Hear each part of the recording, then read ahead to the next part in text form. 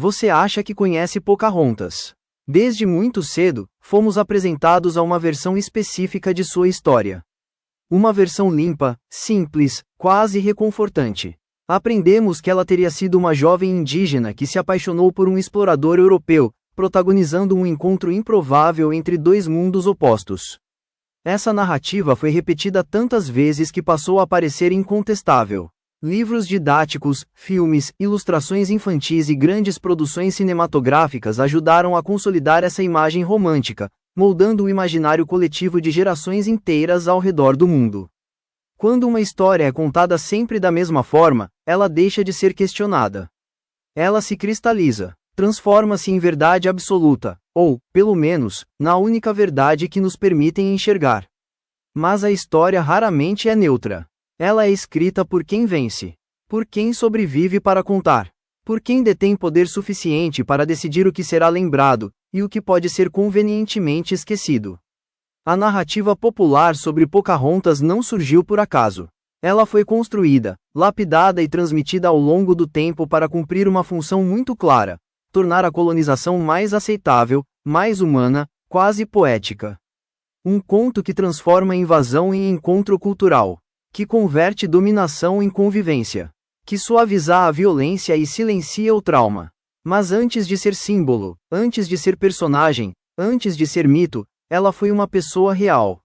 Seu nome verdadeiro não era Pocahontas. Ela se chamava Matoaka, e também era conhecida como Amonute. Pocahontas era apenas um apelido de infância, usado dentro de sua comunidade. Algo próximo de a brincalhona ou a travessa. Um nome íntimo, informal, jamais pensado para atravessar oceanos, ser registrado por colonizadores ou eternizado em livros de história europeus. Matoaka nasceu em uma confederação indígena poderosa, liderada por seu pai, o chefe Powhatan. Era um povo com estrutura política própria, leis não escritas, espiritualidade profunda e uma relação sagrada com a terra. Para aquele povo, a terra não era mercadoria. Não era posse. Não era algo que pudesse ser comprado, vendido ou conquistado. A terra era herança espiritual. Era memória viva. Era identidade coletiva. Cada rio tinha significado. Cada floresta guardava histórias. Cada trilha carregava ensinamentos transmitidos oralmente de geração em geração. Nada ali existia por acaso.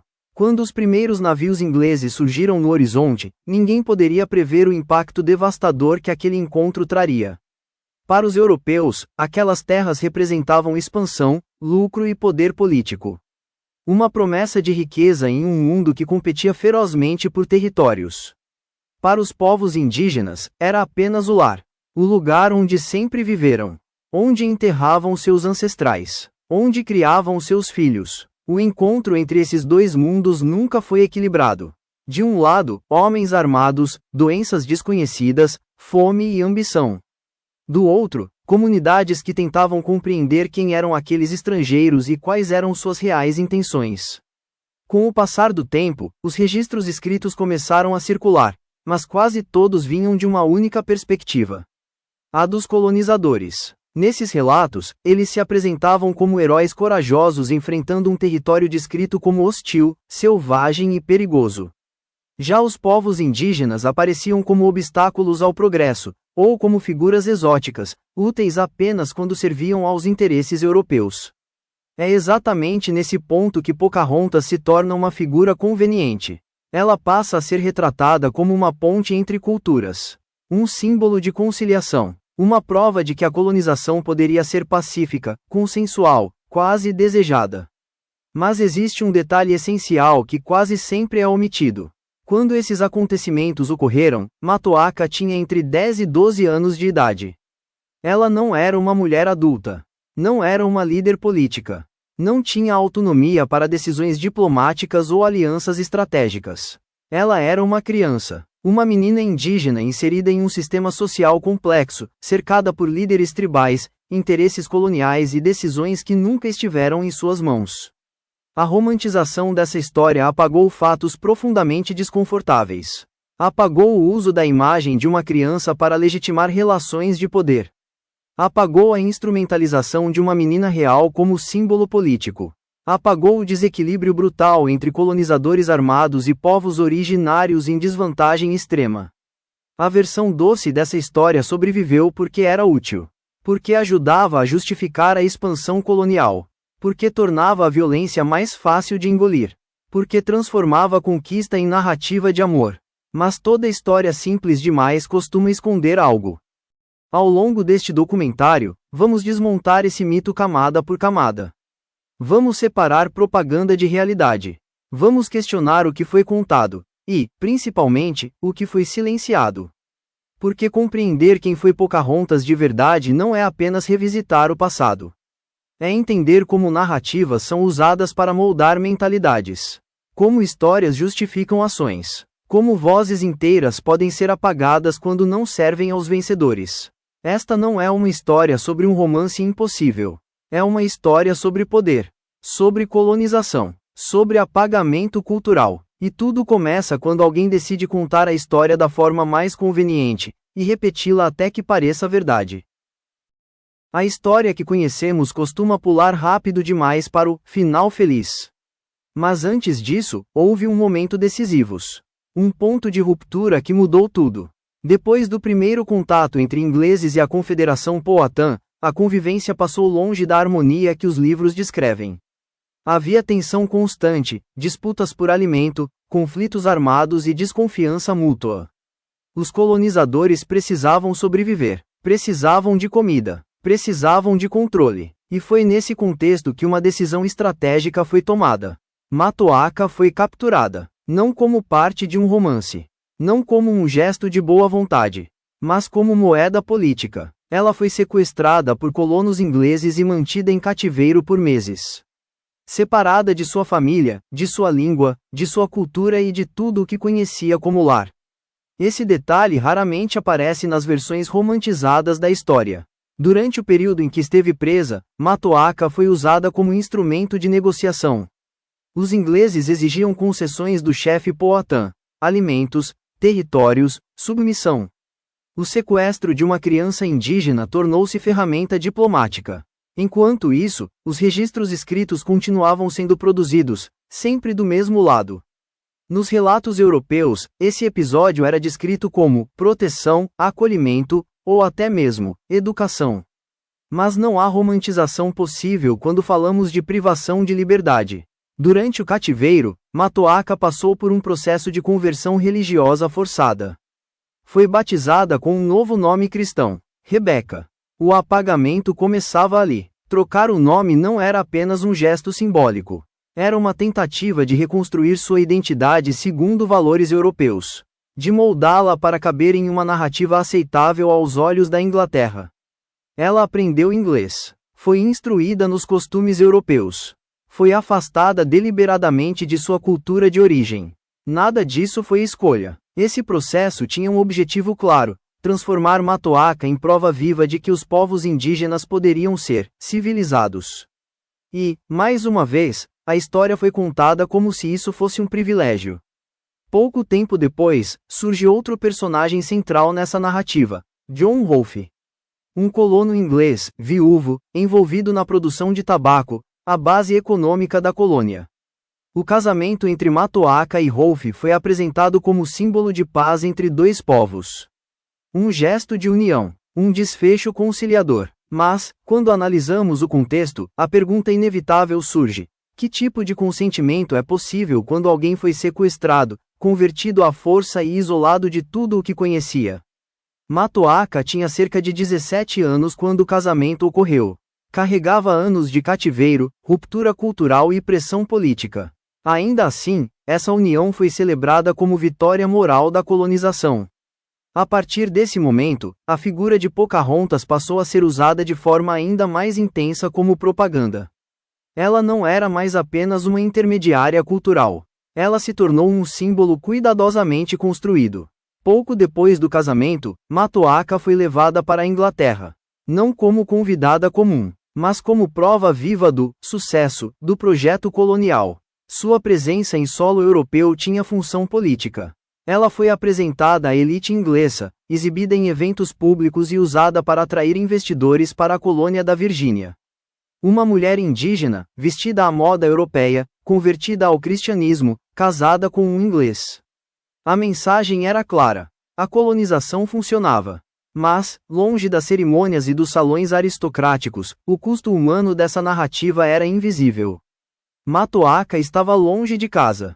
Longe de sua família. Longe de sua identidade original. Os relatos indicam que ela teve pouco ou nenhum contato com seu povo durante esse período.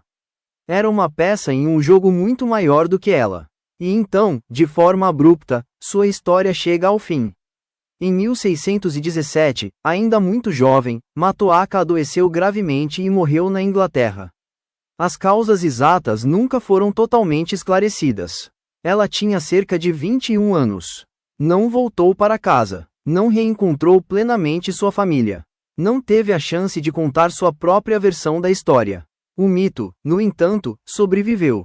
Sobreviveu porque era conveniente. Porque servia a interesses políticos e econômicos.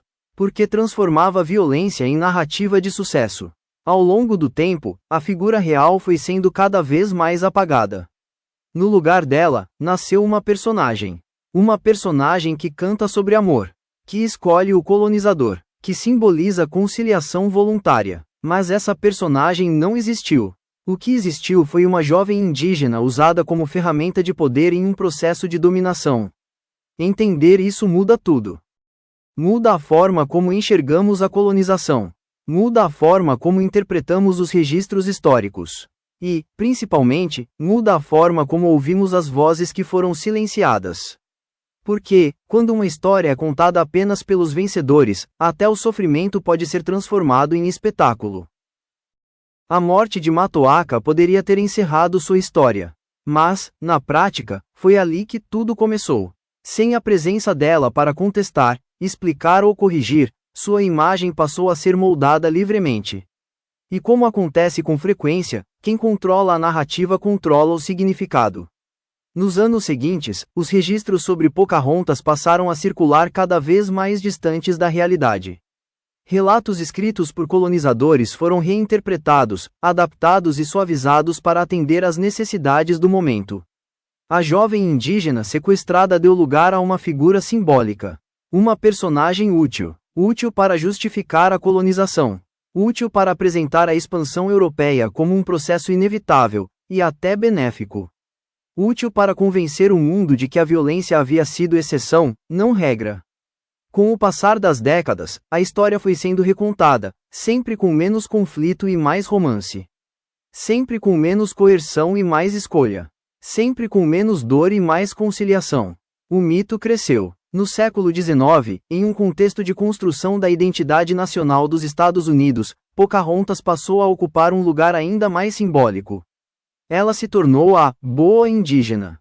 Aquela que coopera. Aquela que aceita. Aquela que se integra. Essa versão ajudava a sustentar uma narrativa perigosa, a de que os povos originários teriam aceitado a colonização de forma voluntária. Enquanto isso, a realidade era outra. Comunidades indígenas continuavam sendo expulsas de suas terras.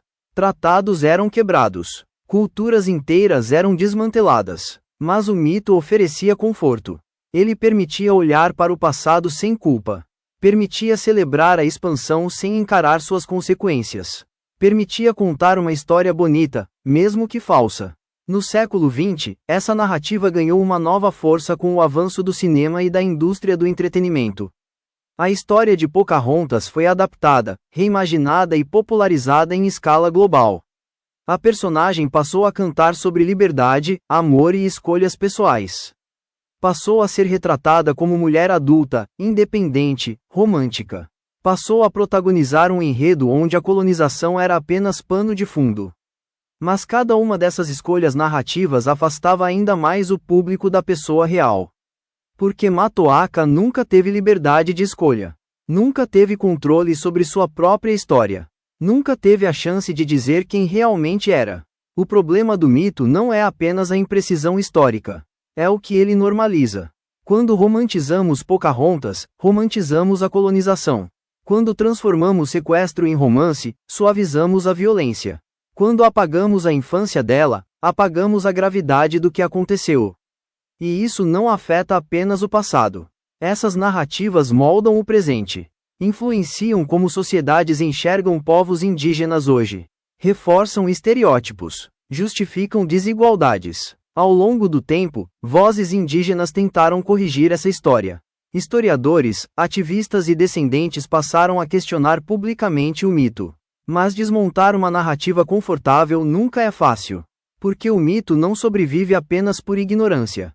Ele sobrevive porque atende a interesses. Porque sustenta identidades nacionais. Porque evita perguntas difíceis. Perguntas como: quem se beneficiou dessa história? Quem foi silenciado? Quem pagou o preço? Reconhecer a verdade sobre Pocahontas não significa apagar sua importância. Significa devolvê-la à condição de ser humano. Uma menina arrancada de sua cultura. Uma jovem usada como símbolo político.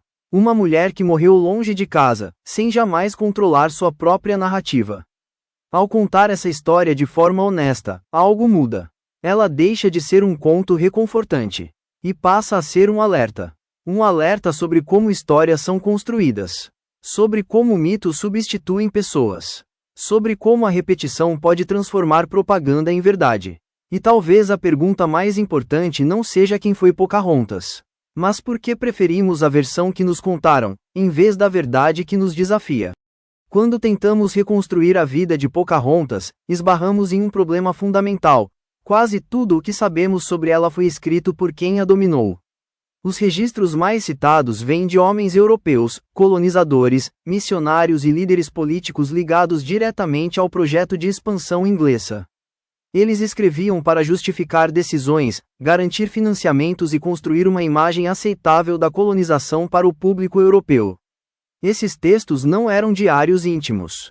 Eram documentos políticos. Relatos que precisavam convencer investidores de que a colônia era viável.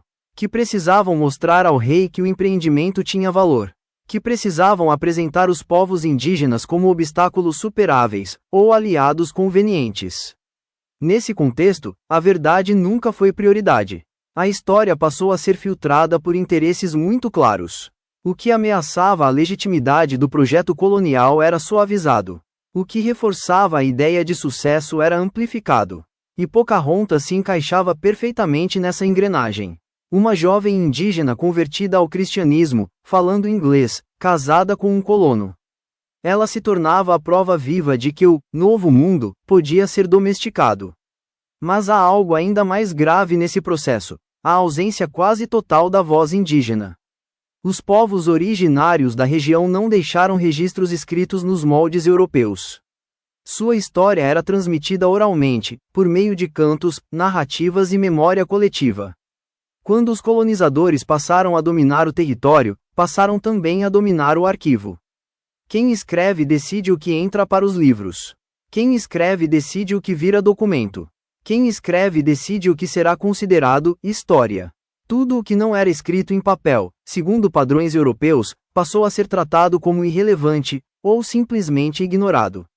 Assim, a versão indígena dos acontecimentos foi sendo apagada lentamente. Não por acaso, mas por método. Quando havia conflito entre relatos, o europeu era considerado factual. O indígena, folclórico. Esse desequilíbrio criou um problema que persiste até hoje. Confundimos fonte escrita com verdade. Mas fontes também mentem. Fontes também omitem. Fontes também servem a interesses. No caso de Pocahontas, muitos dos episódios mais conhecidos surgem em textos produzidos anos depois dos acontecimentos. Relatos reconstruídos, exagerados ou reinterpretados para atender a narrativas políticas. Histórias de heroísmo. Histórias de salvação. Histórias de conciliação. Enquanto isso, fatos incômodos desapareciam. O sequestro vira acolhimento. A conversão forçada vira iluminação espiritual. O casamento estratégico vira amor verdadeiro. Essa manipulação não exigiu conspiração. Ela aconteceu de forma orgânica, repetitiva, quase automática. Uma versão conveniente é contada. Ela é reproduzida. Ela se consolida. Com o tempo, passa a ser tratada como consenso. Questioná-la parece exagero. Questioná-la parece revisionismo. Questioná-la parece ataque à identidade nacional.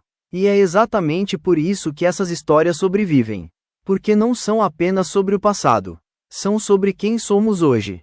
A figura de Pocahontas ajudou a construir uma ideia de origem menos violenta, mais conciliadora, mais confortável. Uma origem que permite orgulho sem culpa. Mas essa construção tem custo.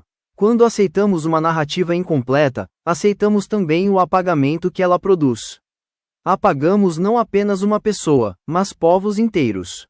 Apagamos conflitos reais. Apagamos responsabilidades históricas. Ao longo das últimas décadas, historiadores começaram a revisitar essas fontes com mais rigor.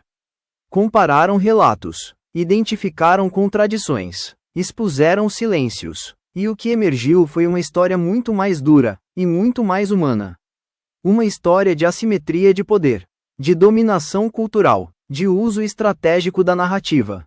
Pocahontas não foi exceção, ela foi exemplo. Exemplo de como histórias individuais podem ser apropriadas para legitimar sistemas inteiros de opressão. Entender quem contou essa história é tão importante quanto entender o que foi contado. Porque, enquanto continuarmos repetindo narrativas herdadas sem questionamento, continuaremos reproduzindo os mesmos apagamentos. Quando uma história é distorcida, o dano não termina no passado. Ele continua agindo, silenciosamente, por gerações. O mito de Pocahontas não apagou apenas uma pessoa. Ele ajudou a apagar culturas inteiras. Enquanto sua imagem era usada como símbolo de conciliação, os povos indígenas da região viviam o oposto da harmonia narrada. Terras eram tomadas, acordos eram quebrados, comunidades eram deslocadas à força. O apagamento cultural não acontece de uma vez. Ele acontece em camadas. Primeiro, retira-se a terra. Depois, a língua. Em seguida, os costumes. Por fim, a memória. Sem território, os rituais se enfraquecem. Sem língua, o pensamento muda. Sem memória coletiva, a identidade começa a se dissolver. Ao longo do século XVII e nos séculos seguintes, povos originários da América do Norte foram sistematicamente afastados de seus modos de vida. Não apenas por violência direta, mas por políticas deliberadas de assimilação. A mensagem era clara: para sobreviver, era preciso deixar de ser quem se era. Nesse contexto, a figura de Pocahontas cumpria um papel simbólico poderoso. Ela representava a ideia de que abandonar a própria cultura era um caminho desejável. Que adotar os costumes europeus significava progresso. Que resistir era atraso. Essa lógica foi aplicada repetidamente. Crianças indígenas passaram a ser retiradas de suas famílias e levadas para escolas de assimilação. Lá, eram proibidas de falar sua língua, praticar seus rituais ou manter seus nomes originais. O objetivo não era educação. Era transformação cultural. Matar o indígena para salvar o homem, diziam alguns discursos da época. O que raramente se menciona é o trauma deixado por essas práticas. Gerações cresceram desconectadas de suas origens, sem acesso às histórias dos ancestrais, sem pertencimento pleno nem ao mundo indígena, nem ao mundo europeu. O mito ajudava a mascarar tudo isso. Enquanto Pocahontas era lembrada como exemplo de integração bem-sucedida, a violência estrutural contra povos indígenas continuava invisível para grande parte da sociedade. O apagamento também se manifestou nos registros históricos. Nomes indígenas foram substituídos por nomes cristãos. Territórios tradicionais receberam nomes europeus. Histórias orais foram deslegitimadas. Com o tempo, parecia que esses povos sempre estiveram à margem. Como se nunca tivessem sido protagonistas de suas próprias histórias. Mas isso não é verdade. Antes da colonização, havia sistemas políticos complexos, redes comerciais, conhecimentos profundos sobre a natureza, a medicina, a astronomia. Tudo isso foi tratado como irrelevante diante da narrativa do progresso. O mito de Pocahontas funcionava como cortina de fumaça. Ele oferecia uma história simples para justificar uma realidade complexa e violenta. E quanto mais essa versão era repetida, mais difícil se tornava ouvir as vozes que diziam o contrário. Até hoje, esse apagamento tem consequências concretas. Comunidades indígenas lutam pelo reconhecimento de suas terras, pela preservação de suas línguas, pelo direito de contar sua própria história. E, muitas vezes, enfrentam descrédito. Porque o mito ainda vive. Ele ainda influencia livros didáticos, ainda molda produções culturais, ainda determina o que parece verossímil para o grande público. Desmontar esse apagamento não significa rejeitar a história. Significa ampliá-la. Significa aceitar que o passado foi mais violento do que gostaríamos de admitir. E que a beleza de um mito não compensa o silêncio imposto a povos inteiros. Mesmo depois de séculos, a história de Pocahontas não desapareceu. Ela apenas mudou de forma. No mundo moderno, o mito deixou os livros de cronistas coloniais e passou a habitar novos espaços: a escola, o cinema, a televisão, a cultura pop. Cada nova geração recebeu essa história já editada. Mais curta, mais simples, mais confortável. Nos materiais didáticos, Pocahontas costuma aparecer como nota de rodapé. Uma figura curiosa. Um exemplo isolado de contato pacífico entre colonizadores e povos indígenas. Raramente se fala em sequestro.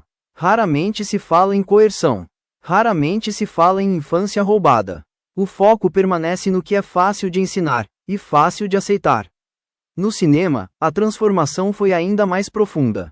A personagem foi reimaginada como mulher adulta, autônoma, livre para escolher seu destino. A violência estrutural desapareceu. O conflito colonial virou pano de fundo distante. No lugar da dominação, surgiu a ideia de escolha individual. No lugar da assimetria de poder, surgiu o romance. No lugar da história, surgiu a fábula. Essa adaptação não é inocente. Quando uma história real é transformada em entretenimento, decisões narrativas são feitas. E quase sempre, essas decisões favorecem quem já tem voz. O público global passou a conhecer Pocahontas não como Matoaka, mas como personagem. Uma personagem que canta sobre liberdade enquanto sua história real fala de aprisionamento. Uma personagem que escolhe enquanto a pessoa real foi escolhida por outros. Uma personagem que representa harmonia enquanto seu contexto foi de ruptura. Esse contraste raramente é percebido, porque o mito é emocionalmente eficaz. Ele ensina desde cedo uma lição silenciosa: a de que a colonização pode ser bonita. A de que o conflito pode ser resolvido com boa vontade individual. A de que sistemas de poder podem ser superados por histórias de amor. Mas o mundo real não funciona assim. O problema não é apenas o que foi mostrado, mas o que foi normalizado. Ao longo do tempo, essa versão se tornou dominante. Para muitas pessoas, ela é a única referência. Quando alguém apresenta a história real, a reação costuma ser de surpresa, ou de rejeição. Isso estraga a magia. É só uma história. Não precisa politizar. Mas toda história já é política. Especialmente aquelas que escolhem o que esconder. O mito de Pocahontas se mantém porque se adapta. Ele se moderniza. Ele se reembala. E, ao fazer isso, continua cumprindo a mesma função original: amenizar a violência da colonização e deslocar o foco do coletivo para o individual. Enquanto falamos da personagem, deixamos de falar dos povos. Enquanto discutimos o romance, deixamos de discutir a estrutura. Enquanto cantamos a história, deixamos de escutá-la. Ainda assim, algo começou a mudar. Nos últimos anos, cresce o questionamento sobre essas narrativas. Historiadores, educadores e criadores de conteúdo passaram a revisitar essas histórias com mais cuidado. O público começa a perceber que a versão popular não responde a perguntas básicas, começa a notar as ausências. Começa a sentir o desconforto. E esse desconforto é importante. Porque ele abre espaço para novas vozes.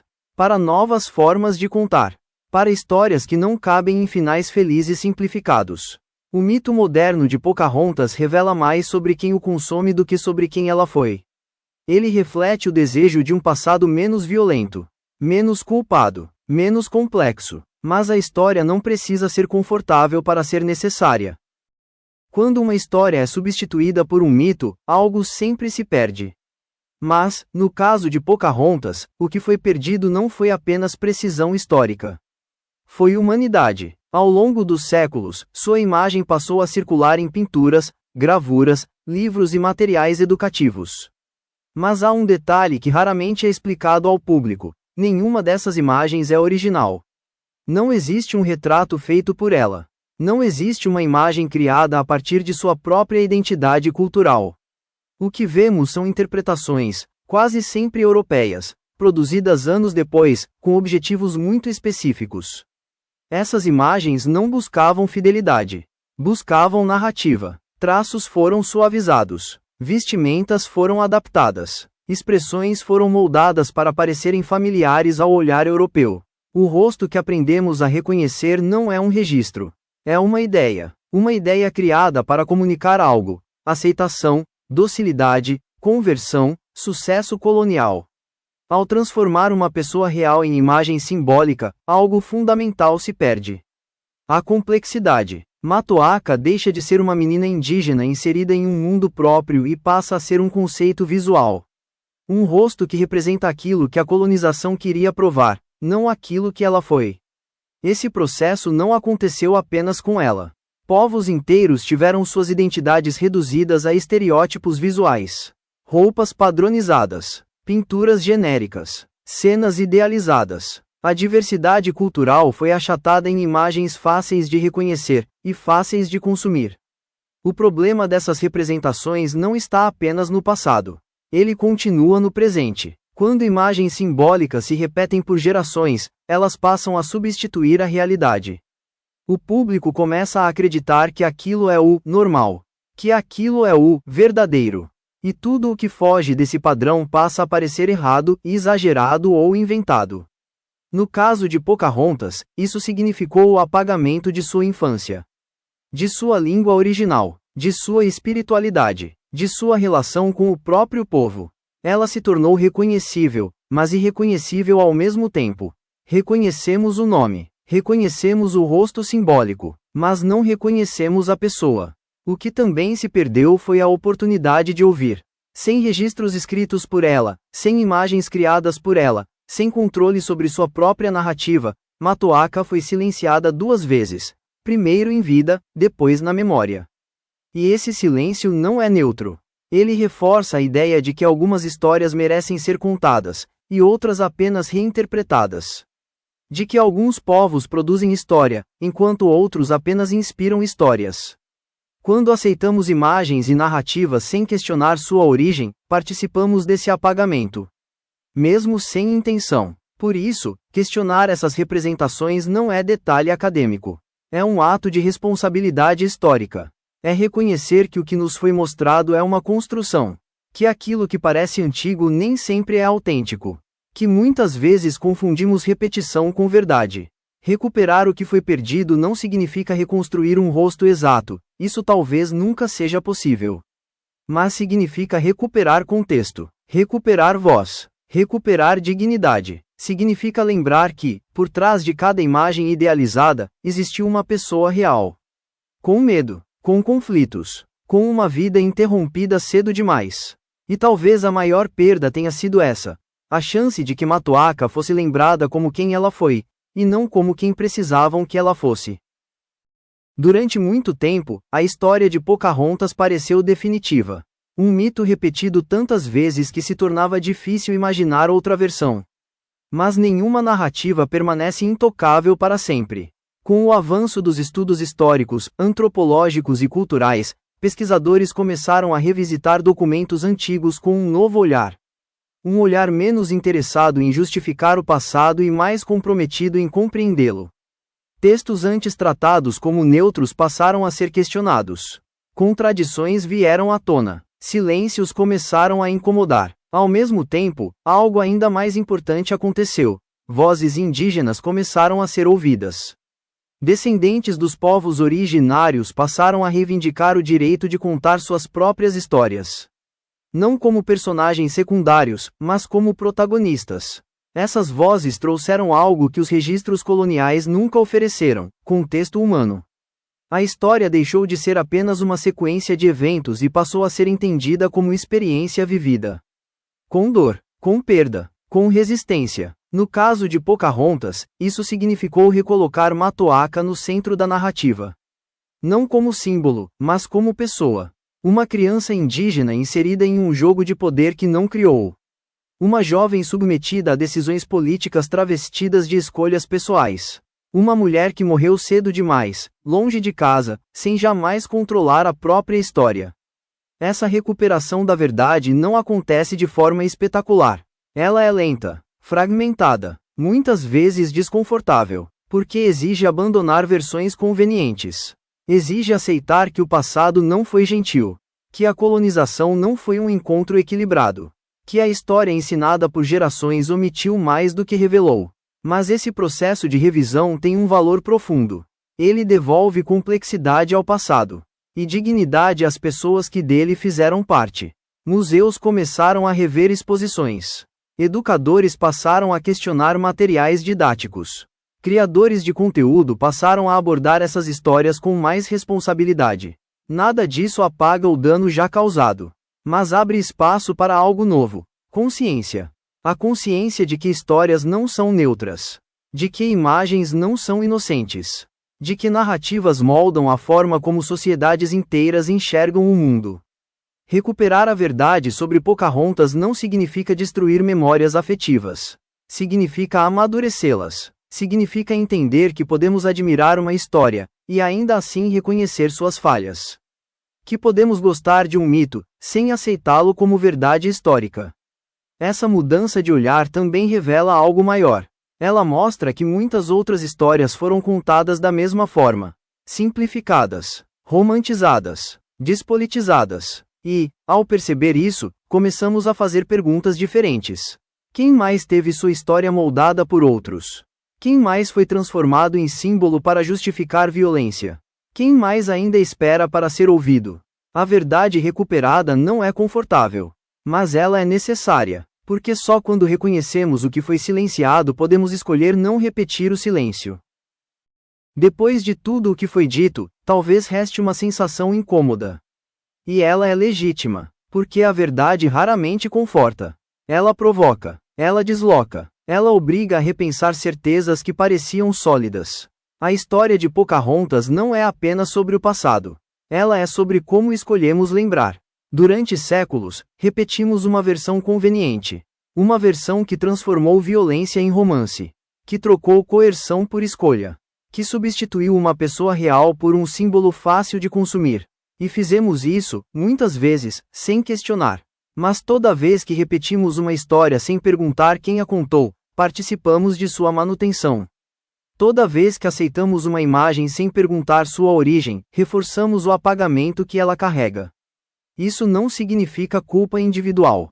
Significa responsabilidade coletiva. Porque histórias moldam mentalidades. Elas ensinam quem importa, quem tem voz, quem merece ser lembrado. Quando uma menina indígena sequestrada vira personagem romântica, algo se perde no caminho. Perde-se a gravidade do que aconteceu. Perde-se a dimensão do sofrimento. Perde-se a oportunidade de aprender com o erro. Reconhecer isso não destrói a história. Aprofunda. Não é sobre apagar livros, filmes ou memórias afetivas. É sobre ampliar o olhar. Sobre entender que uma narrativa pode ser bonita, e ainda assim falsa. A maturidade histórica começa quando aceitamos complexidade. Quando paramos de exigir heróis e vilões simples. Quando entendemos que o passado foi construído por relações de poder desiguais. A história de Pocahontas nos ensina algo essencial: quem controla a narrativa controla o significado. E isso não vale apenas para o século XVII. Vale para hoje. Ainda existem histórias sendo contadas sem a voz de quem as viveu. Ainda existem povos reduzidos a imagens simbólicas. Ainda existem narrativas que suavizam violências para torná-las aceitáveis. A diferença é que agora sabemos reconhecer esse padrão. E saber muda tudo. Porque, a partir do momento em que entendemos como um mito é construído, podemos escolher não reproduzi-lo. Podemos escutar outras vozes. Podemos questionar versões prontas. Podemos ensinar histórias mais honestas às próximas gerações. Talvez nunca saibamos exatamente como era o rosto de Matoaka. Talvez nunca possamos ouvir suas palavras com precisão. Mas podemos fazer algo igualmente importante. Podemos devolver a ela aquilo que lhe foi negado em vida: dignidade. Dignidade de ser lembrada como pessoa, não como ferramenta. Como vítima de um sistema, não como justificativa dele. Como parte de uma história maior, que envolve muitos outros povos silenciados. Ao final, a pergunta que fica não é apenas: quem foi Pocahontas? Mas sim, que tipo de histórias escolhemos contar? Histórias que confortam, ou histórias que ensinam? Porque o passado não pode ser mudado. Mas a forma como o contamos, essa, sim, está sempre em nossas mãos. E talvez seja exatamente aí que começa uma história diferente. E se você gosta de histórias reais como essa, inscreva-se no canal e não esqueça de deixar o seu like para apoiar o nosso trabalho.